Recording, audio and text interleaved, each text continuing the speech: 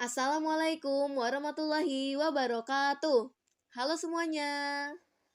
Untuk mata pelajaran sejarah Indonesia kali ini, kami kelompok 6 akan membawakan materi tentang Kerajaan Kediri dan Kerajaan Singosari. Sebelum kita menyelam lebih lanjut ke dalam materi, kita kenalan dulu yuk. Yang pertama ada Anwar Hairullah absen 4, kedua Hestin Dwi Melansari absen 16, ketiga ada Jevani Nurhairunisa absen 19, keempat Salsabila Nadia Ulya absen 30, dan yang kelima Siti Zubaidah absen 32. Nah, di sini materi yang akan kita bahas meliputi A. Letak kerajaan dan latar belakangnya berdirinya kerajaan, B. Sistem pemerintahan, C. Kondisi ekonomi, D. Kondisi sosial dan budaya, E. Masa kejayaan, F. Masa kemunduran, dan G. Peninggalan kerajaan. Sekarang kita masuk ke materi kerajaan yang pertama, yaitu Kerajaan Kediri.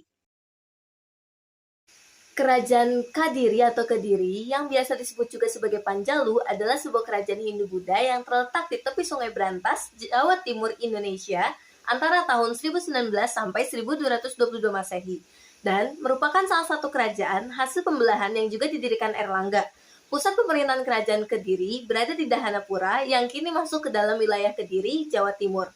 Berdirinya Kerajaan Kediri berawal dari pembagian kerajaan yang dilakukan oleh Raja Erlangga. Tujuannya untuk menghindari pertikaian.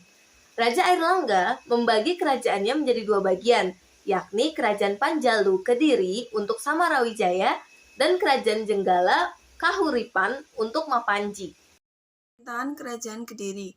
Selama 177 tahun kekuasaannya, Kerajaan Kediri banyak memberikan warna peradaban yang kemudian bernama Indonesia ini. Pada masa keemasannya, Kerajaan Kediri memiliki wilayah kekuasaan yang cukup luas. Pada masa pemerintahannya Sri Jayabaya, kerajaan ini meliputi seluruh Jawa dan beberapa pulau di Sumatera, bahkan sampai mengalahkan pengaruh Kerajaan Sriwijaya di Sumatera. Dalam sistem pemerintahannya, Kerajaan Kediri dijalankan oleh 300 pejabat sipil dan 1.000 pegawai rendahan yang bertugas mengawasi benteng, pembendaharaan, kerajaan, gudang-gudang persediaan, dan keperluan prajurit. Kondisi ekonomi Kerajaan Kediri. Kehidupan perekonomian di Kerajaan Kediri memiliki beberapa jenis usaha seperti perdagangan, pertanian, dan juga peternakan yang dikenal sebagai penghasil kapas, beras, dan ulat sutra. Hal ini menyebabkan kehidupan ekonomi Kerajaan Kediri terbilang makmur. Hal itu dapat dilihat dari kerajaan yang mampu memberikan penghasilan tetap untuk para masyarakat berupa hasil bumi. Hal ini juga diperoleh dari keterangan kitab Shivanji dan kitab Ling Wai. Kehidupan sosial budaya Kerajaan Kediri. Kehidupan sosial budaya Kerajaan Kediri ditandai dengan perilaku penduduk yang sudah bermoral, seperti memakai pakaian hingga bawah lutut, rambut diurai, dan menerapkan pola hidup bersih dan sehat. Ketika terjadi perkawinan, pihak mempelai wanita mendapat mas kawin yang berupa emas. Selanjutnya dalam masa kejayaan, Kerajaan Kediri mengalami puncak kejayaan pada masa pemerintahan Raja Jayabaya yang memerintah dari tahun 1135 Masehi sampai 1159 Masehi. Peninggalan karya sastra yang terkenal dari Kerajaan Kediri adalah Kitab Bharatayuddha yang berisi tentang ramalan Jayabaya atau biasa disebut dengan Jongko Joyoboyo. Pada masa ini, mereka sempat mengambil kekuasaan di Jawa sepanjang abad ke-11 dan abad ke-13 bersama dengan Kerajaan Sriwijaya di Sumatera. Pada masa ini, daerah Kerajaan Kediri meluas hingga ke beberapa pulau di Nusantara. Bahkan disebut mengalahkan pengaruh Kerajaan Sriwijaya. Pada masa ini juga, Kerajaan Kediri berkembang menjadi kerajaan yang agraris dengan hasil pertanian di aliran Sungai Brantas. Selain itu, Kerajaan Kediri juga berperan di perdagangan Asia. Perdagangan yang mereka lakukan adalah perdagangan emas, perak, kayu cendana, rempah-rempah, dan pinang. Kemajuan-kemajuan inilah yang membuat Kerajaan Kediri mengalami masa kejayaannya. Masa kemunduran Kerajaan Kediri. Kerajaan Kediri mengalami kemunduran pada masa pemerintahan Raja Kertajaya atau Dendang Gendis. Hal ini karena Hubungan antara raja dan kaum Brahmana mengalami kerenggangan karena hak-haknya dikurangi oleh kerajaan. Akibatnya, kaum Brahmana membelah Ketumapel yang diperintah oleh Ken Arok. Prasasti peninggalan kerajaan Kediri yaitu antara lain 1. Prasasti Sirah Keting, 2. Prasasti Tulung Agung dan Kertosono, 3. Prasasti Ngantang, 4. Prasasti Jaring, dan 5. Prasasti Kamula. Selanjutnya, Kerajaan Singosari. Letak geografis Kerajaan Singosari saat ini adalah di daerah Singosari, Malang, Jawa Timur. Berdasarkan informasi yang tertulis di Prasasti Kudadu, nama resmi Singosari adalah Kerajaan Tumapel, kemudian sama seperti yang ada di dalam Kitab Negara Kertagama. Ibu kota Kerajaan Tumapel awalnya terletak di Kutaraja. Kerajaan Singosari berdiri diakibatkan oleh Ken Arok yang saat itu menjabat sebagai Bupati Tumapel, memenangkan perang dengan Kerajaan Kediri dan membunuh rajanya yang bernama Kertajaya. Di wilayah kekuasaan Kerajaan Kediri itulah Ken Arok mendirikan Kerajaan Singosari. Sistem pemerintahan dari Kerajaan Singosari berpusat di Jawa bagian timur, di mana sistem pemerintahan tersebut sempat mengalami perkembangan yang sangat pesat, tapi juga harus mengalami kemunduran karena adanya sengketa yang disebabkan oleh terjadinya perebutan kekuasaan.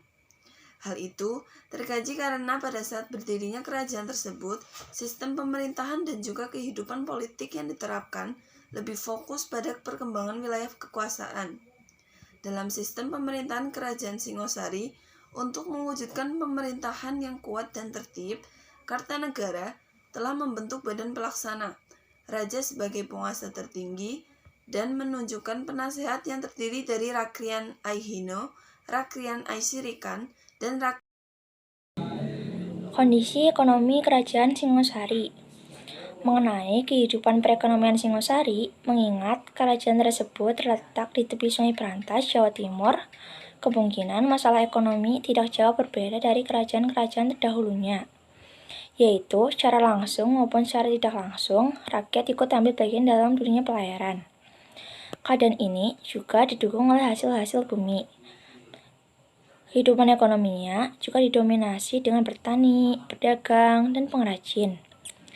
Pada masa itu, perdagangan antar pulau, antar wilayah, bahkan dengan negara lain sudah terselenggara dengan baik. Kerajaan Singosari. Menurut Kitab Pararaton dan Negara Kertagama, kehidupan sosial masyarakat Singosari diliputi suasana yang aman dan damai. Bahkan, kehidupan religius mereka sudah maju sejak zaman Ken Arok. Hal ini karena di Kerajaan Singosari berkembang ajaran Tatrayana atau Siwa Buddha dengan kitab suci Tantra. Selanjutnya adalah masa kejayaan Kerajaan Singosari. Puncak kejayaan Kerajaan Singosari terjadi pada masa pemerintahan Sri Maharaja Diraja Sri Kertanegara. Kertanegara berhasil melakukan konsolidasi dengan menempatkan pejabat sesuai dengan bidangnya masing-masing. Bahkan, raja tidak segan-segan untuk mengganti pejabat yang dianggap kurang berkualitas. Selain itu, raja juga bersahabat dengan kerajaan-kerajaan besar. Salah satunya adalah Kerajaan Champa. Berkat kondisi politik inilah, Kerajaan Singosari menjadi salah satu kerajaan berkembang baik itu di bidang militer maupun di bidang perdagangan di Nusantara. Masa kemunduran Kerajaan Singosari. Tahun 1992 atau menjelang abad ke-13 merupakan masa di mana Kerajaan Singosari runtuh. Kerajaan Singosari pertama didirikan oleh Ken Arok dengan cara curang, yaitu membunuh rajanya untuk menggantikan posisinya.